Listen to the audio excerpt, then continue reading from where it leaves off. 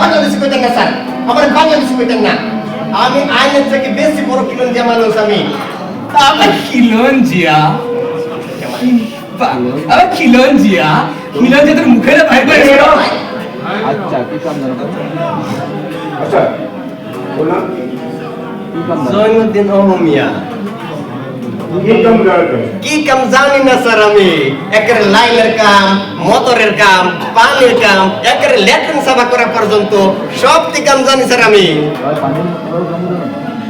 এই পানি মোটরে কম যাবে? জানি স্যার, জানি। আচ্ছা আচ্ছা আমার তো পানি মোটর এই আমার তো এই সেকেন্ড মোটর তো বহুদিন ধরে দেওয়া হয়েছে। ওই এখানে আছে। ওই দেখুন এই ফেলে কি নাম করছেন তো? জয়নুদ্দিন ওহমিয়া স্যার।